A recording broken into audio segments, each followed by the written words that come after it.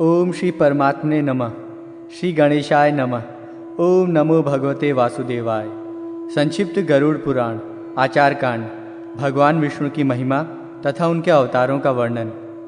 नरश्रेष्ठ भगवान श्री नर नारायण और भगवती सरस्वती तथा व्यासदेव को नमन करके पुराण का प्रवचन करना चाहिए। जो जन्म और जरा से रहित कल्याण स्वरूप अजन्मा तथा अजर है, अनंत एवं ज्ञान स्वरूप है, महान है, विशुद्ध, मल रहित, अनादि एवं पांच भौतिक शरीर से हीन है, समस्त इंद्रियों से रहित और सभी प्राणियों में स्थित हैं, माया से परे हैं, उन सर्वव्यापक परम पवित्र मंगलमय अद्वय भगवान श्रीहरि की मैं वंदना करता हूँ। मैं मन, वाणी और कर्म से विष्णु, शिव, ब्रह्मा, गणेश तथा देवी सरस्वती को सर्वदा नमस्कार करता हूँ। एक बार सर्वशास्त्र पारंगत पुराण विद्या कुशल शांतचित्त महात्मा सूत जी तीर्थ यात्रा के प्रसंग में नैमिषारण्य आए और एक पवित्र आसन पर स्थित होकर भगवान विष्णु का ध्यान करने लगे। ऐसे उन क्रांतिदर्शी तपस्वी का दर्शन करके नैमिषारण्यवासी शौनकादि मुनियों ने उनकी पूजा की और स्तुति करते हुए उनसे ये निवेदन किया। ऋषियों ने कहा, हे सूत जी, आप तो सब कुछ जानते हैं, इसलिए हम सब आपसे पूछते हैं कि देवताओं में सर्वश्रेष्ठ देव कौन है, ईश्वर कौन है और कौन पूज्य हैं, ध्यान करने के योग्य कौन है, इस जगत के सृष्टा, पालनकर्ता और संहर्ता कौन है, किनके द्वारा ये सनातन धर्म प्रवर्तित हो रहा है और दुष्टों के विनाशक कौन है, उन देव का कैसा स्वरूप है, किस प्रकार इस संपूर्ण जगत की सृष्टि हुई है, किन व्रतों का पालन करने से वे देव संतुष्ट होते हैं, किस योग के द्वारा उनको प्राप्त किया जा सकता है, उनके कितने अवतार हैं, उनकी वंश परंपरा कैसी है, वर्णाश्रमादि धर्मों के प्रवर्तक एवं रक्षक कौन हैं। हे महामते श्री सूत जी, इन सब को और अन्य विषयों को हमें बताएं तथा भगवान नारायण की सभी उत्तम कथाओं का वर्णन करें। सूत जी बोले, हे ऋषियों, मैं उस गरुड़ महापुराण का वर्णन करता हूँ जो सारभूत है और भगवान विष्णु की कथाओं से परिपूर्ण है। प्राचीन काल में इस पुराण को श्री गरुड़ जी ने कश्यप ऋषि को सुनाया था और मैंने इसे व्यास जी से सुना था। हे ऋषियों, भगवान नारायण ही सब देवों में श्रेष्ठ देव हैं। वे ही परमात्मा एवं परब्रह्म हैं। उन्हीं से इस जगत की उत्पत्ति, स्थिति और संहार की क्रियाएं होती हैं।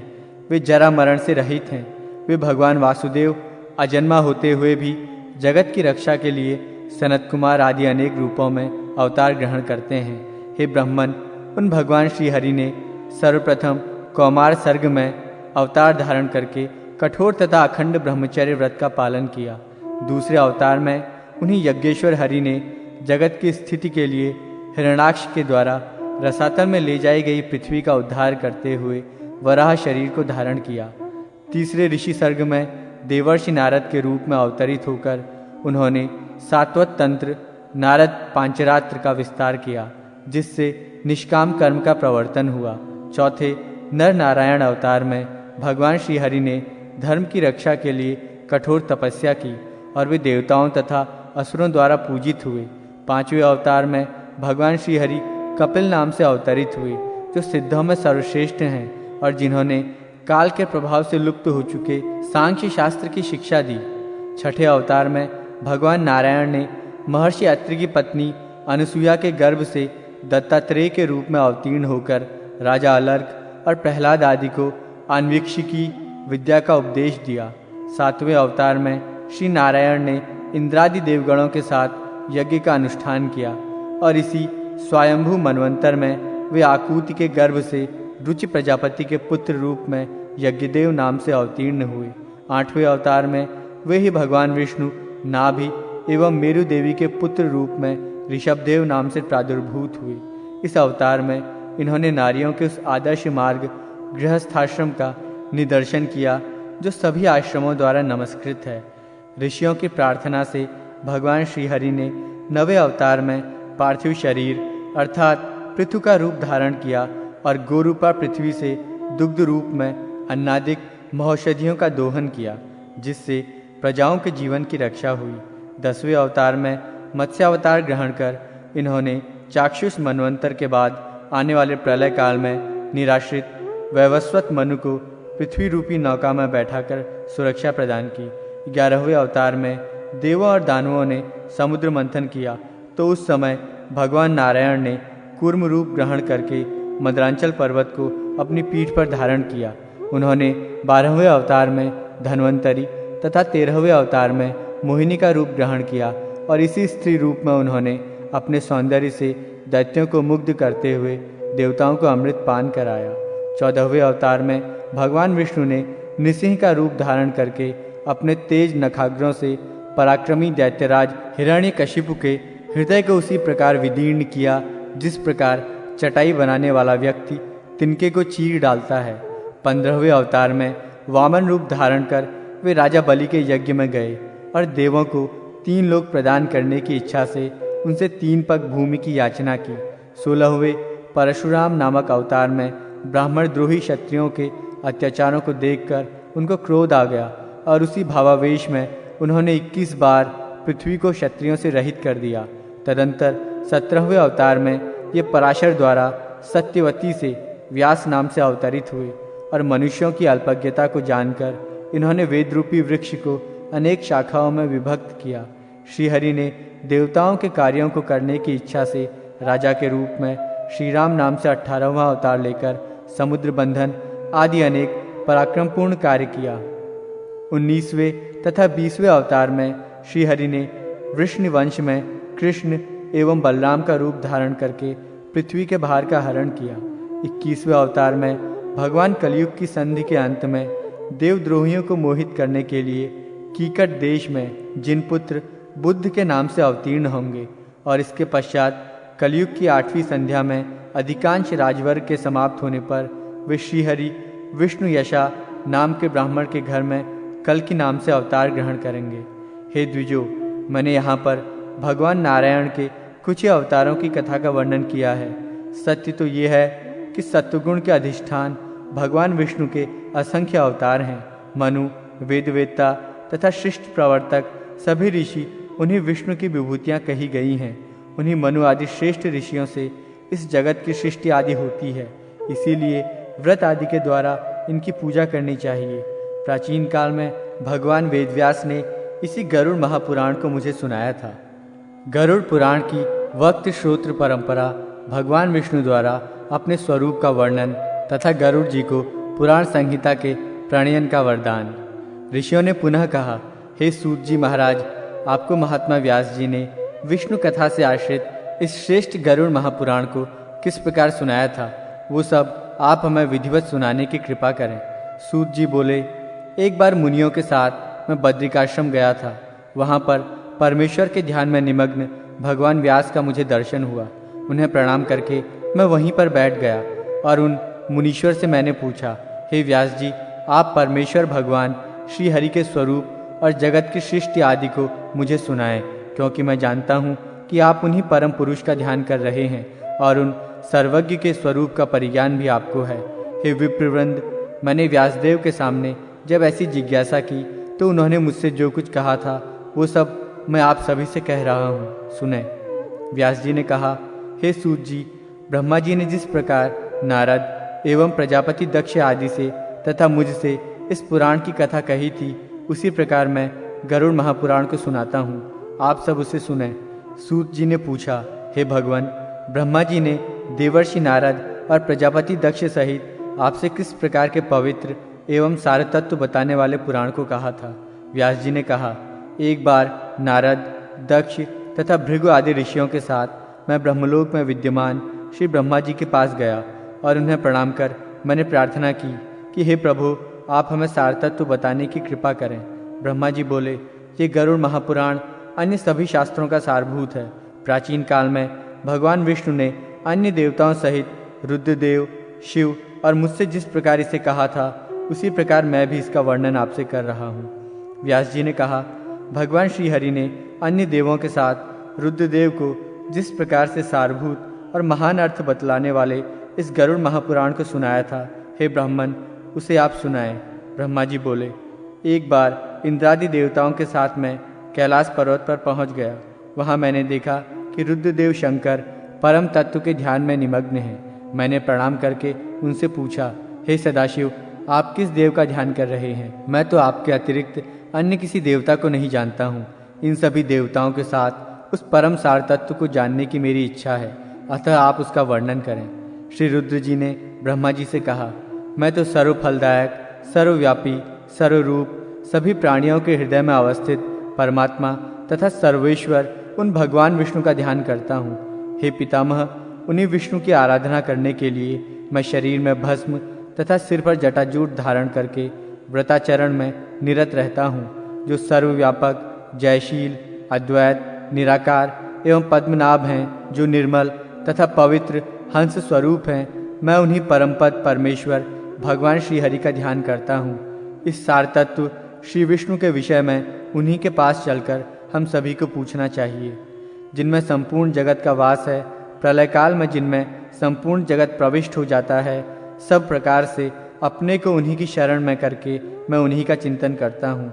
जिन सर्वभूतेश्वर में सत्वगुण, रजोगुण एवं तमोगुण एक सूत्र में अवगुंफित मणियों के समान विद्यमान रहते हैं, जो 1000 नेत्र, 1000 चरण, 1000 जंघा तथा श्रेष्ठ मुख से युक्त हैं, जो सूक्ष्म से भी सूक्ष्म, स्थूल से भी स्थूल, गुरु से गुरुतम और पूज्यों में पूजितम तथा श्रेष्ठों में भी श्रेष्ठतम हैं, जो सत्यों के परम सत्य और सत्यकर्मा कहे गए हैं, जो पुराणों में पुराण पुरुष और द्विजातियों में ब्राह्मण हैं, जो प्रलय काल में संकर्षण कहलाते हैं। मैं उन्हीं परम उपास्य की उपासना करता हूँ, जिन सत असत से परे ऋत, सत्य स्वरूप, एकाक्षर, प्रणव स्वरूप परब्रह्म की देव, यक्ष, राक्षस और नागगण अर्चना करते हैं, जिनमें सभी लोग उसी प्रकार स्फुरित होते हैं जिस प्रकार जल में छोटी छोटी मछलियाँ स्फुरित होती हैं, जिनका मुख अग्नि, मस्तक द्युलोक, नाभि आकाश, चरण युग्म पृथ्वी और नेत्र सूर्य तथा चंद्र हैं। ऐसे उन विष्णुदेव का मैं ध्यान करता हूँ, जिनके उदर में स्वर्ग, मर्त्य एवं पाताल ये तीनों लोक विद्यमान हैं। समस्त दिशाएं जिनकी भुजाएं हैं, पवन जिनका उच्छ्वास है, मेघमालाओं का समूह जिनका केश पुंज है, नदियां ही जिनकी सभी अंगों की संधियां हैं, और चारों समुद्र जिनकी कुक्षी है, जो कालातीत हैं, यज्ञ एवं सत असत से परे हैं, जो जगत आदि के कारण तथा स्वयं अनादि हैं। ऐसे उन नारायण का मैं चिंतन करता हूँ, जिनके मन से चंद्रमा, नेत्रों से सूर्य और मुख से अग्नि उत्पन्न है, जिनके चरणों से पृथ्वी की, कानों से दिशाओं की और मस्तक से स्वर्ग की सृष्टि हुई है, जिन परमेश्वर से सर्ग, प्रतिसर्ग, वंश, मनवंतर तथा वंशानुचरित प्रवर्तित हुआ है, उन देव की मैं आराधना करता हूँ। परम सार तत्व का ज्ञान प्राप्त करने के लिए हम सभी को उन्हीं की शरण में जाना चाहिए। ब्रह्मा जी ने कहा, हे व्यास जी, प्राचीन काल में रुद्र के द्वारा ऐसा कहे जाने पर श्वेत द्वीप में निवास करने वाले भगवान विष्णु को प्रणाम करके उनकी स्तुति कर उस परम तत्व के सार को सुनने की इच्छा से देवगणों के साथ मैं भी वहीं पर स्थित हो गया। तदनंतर हमारे मध्य अवस्थित रुद्र ने उन परम सार तत्व स्वरूप विष्णु को प्रणाम करके ये जिज्ञासा करते हुए कहा, हे देवेश्वर, हे हरे, आप हम सबको ये बताएं कि कौन देवाधिदेव हैं और कौन ईश्वर हैं, कौन ध्येय तथा कौन पूज्य हैं, किन व्रतों से वे परम तत्व संतुष्ट होते हैं, किन धर्मों के द्वारा, किन नियमों से अथवा किस धार्मिक पूजा से और किस आचरण से वे प्रसन्न होते हैं, उन ईश्वर का वो स्वरूप कैसा है, किन देव के द्वारा इस जगत की सृष्टि हुई है और कौन इस जगत का पालन करते हैं, वे किन किन अवतारों को धारण करते हैं, प्रलय काल में ये विश्व किन देव में लीन होता है, सर्ग, प्रतिसर्ग, वंश तथा मनवंतर किन देव से प्रवर्तित होते हैं और ये सब दृश्यमान जगत किन देव में प्रतिष्ठित है। हे हरे, इन सभी विषयों के साथ अन्य जो भी सार तत्व हैं उन्हें बताएं और इसके साथ ही परमेश्वर के महात्म्य तथा ध्यान योग के विषय में भी बताने की कृपा करें। तदनंतर भगवान विष्णु ने रुद्र को उस परमेश्वर के महात्म्य एवं उसकी प्राप्ति के साधनभूत ध्यान और योगादिक नियमों तथा अष्टादश विद्याओं का ज्ञान इस प्रकार से दिया। श्री हरि ने कहा, हे रुद्र, मैं बताता हूँ, ब्रह्मा और अन्य देवों के साथ आप उसका श्रवण करें। मैं ही सभी देवों का देव हूँ, मैं ही सभी लोकों का स्वामी हूँ, देवों का मैं ही ध्येय, पूज्य और स्तुतियों से स्तुति करने योग्य हूँ। हे रुद्र, मैं ही मनुष्यों से पूजित होकर उन्हें परम गति प्रदान करता हूँ तथा व्रत, नियम और सदाचरण से संतुष्ट होकर हे शिव मैं ही इस संसार की स्थिति का मूल कारण हूँ। मैं ही जगत की रचना करने वाला हूँ। हे शंकर, मैं ही दुष्टों का निग्रह और धर्म की रक्षा करता हूँ। मैं ही मत्स्य आदि के रूप में अवतीर्ण होकर अखिल भूमंडल का पालन करता हूँ। मैं ही मंत्र हूँ, मैं ही मंत्र का अर्थ हूँ और मैं ही पूजा तथा ध्यान के द्वारा प्राप्त होने वाला परम तत्व हूँ। मैंने ही स्वर्ग आदि की सृष्टि की है और मैं ही स्वर्गादि भी हूँ। मैं ही योगी, आदि योग और पुराण हूँ। ज्ञाता, श्रोता तथा मननकर्ता मैं ही हूँ। वक्ता और संभाषण का विषय भी मैं ही हूँ। इस जगत के समस्त पदार्थ मेरे ही स्वरूप हैं और मैं ही सब कुछ हूँ। मैं ही भोग और मोक्ष का प्रदायक परम देव हूँ। हे रुद्र, ध्यान पूजा के उपचार और सर्वतोभद्र मंडल आदि सभी कुछ मैं ही हूँ। हे शिव, मैं ही संपूर्ण वेद हूँ। मैं ही इतिहास स्वरूप हूँ। मैं ही सर्वज्ञानमय हूँ। मैं ही ब्रह्म और सर्वात्मा हूँ। मैं ही ब्रह्मा हूँ। मैं ही सर्वलोकमय हूँ तथा मैं ही सभी देवों का आत्मस्वरूप हूँ। मैं ही साक्षात सदाचार हूँ। मैं ही धर्म हूँ। मैं ही वैष्णव हूँ। मैं ही वर्णाश्रम हूँ। मैं ही सभी वर्णों और आश्रमों का सनातन धर्म हूँ। हे रुद्र, मैं ही यम नियम और विविध प्रकार का व्रत हूँ। मैं ही सूर्य, चंद्र एवं मंगल आदि ग्रह हूँ। प्राचीन काल में पृथ्वी पर पक्षीराज गरुड़ ने तपस्या के द्वारा मेरी ही आराधना की थी। उनकी तपस्या से संतुष्ट होकर मैंने उनसे कहा था कि आप मुझसे अभीष्ट वर मांग लें। उस समय गरुड़ ने कहा, हे हरि, नागों ने मेरी माता विंता को दासी बना लिया है। हे देव, आप प्रसन्न होकर मुझे ये वर प्रदान करें कि मैं उनको जीतकर अमृत प्राप्त करने में समर्थ हो सकूं और माँ को, नागों की माता कद्रुकी की दास्ता से मुक्त करा सकूं। मैं आपका वाहन बन सकूं, महान बली, महान शक्तिशाली, सर्वज्ञ और नागों को विदीर्ण करने में समर्थ हो सकूं तथा जिस प्रकार पुराण संहिता का रचनाकार हो सकूं, वैसा ही करने की कृपा करें। श्री विष्णु बोले, हे पक्षीराज गरुड़, आपने जैसा वर मांगा है वैसा ही सब कुछ होगा। आप नागों की दास्ता से अपनी माता विंता को मुक्त करवा सकेंगे। सभी देवताओं को जीतकर अमृत ग्रहण करने में आपको सफलता होगी। अत्यंत शक्ति संपन्न होकर आप मेरे वाहन होंगे। विषयों के विनाश की शक्ति भी आपको प्राप्त होगी। मेरी कृपा से आप मेरे ही महात्म्य को कहने वाली पुराण संहिता का प्रणयन करेंगे। मेरा जैसा स्वरूप कहा गया है वैसा ही आप में भी प्रकट होगा। आपके द्वारा प्रणीत ये पुराण संहिता आपके गरुड़ नाम से लोक में प्रसिद्ध होगी। हे विंतासुत, जिस प्रकार देव देवों के मध्य में ऐश्वर्य और श्री रूप में विख्यात हूँ, उसी प्रकार हे गरुड़, सभी पुराणों में ये गरुड़ महापुराण भी ख्याति अर्जित करेगा। जैसे विश्व में मेरा कीर्तन होता है, वैसे ही गरुड़ के नाम से आपका भी संकीर्तन होगा। हे पक्षी श्रेष्ठ, अब आप मेरा ध्यान करके उस पुराण का प्रणयन करें। हे रुद्र, मेरे द्वारा ये वरदान दिए जाने के बाद इसी संबंध में कश्यप ऋषि के द्वारा पूछे जाने पर गरुड़ ने इसी पुराण को उन्हें सुनाया। कश्यप ने इस गरुड़ महापुराण का श्रवण करके गारुड़ी विद्या के बल से एक जले हुए वृक्ष को भी जीवित कर दिया था। गरुड़ ने स्वयं भी इसी विद्या के द्वारा अनेक प्राणियों को जीवित किया था। यक्षी ओम उम स्वाहा ये जप करने योग्य गारुड़ी पराविद्या है। हे रुद्र, मेरे स्वरूप से परिपूर्ण गरुड़ द्वारा कहे गए इस गरुड़ महापुराण को आप सुने।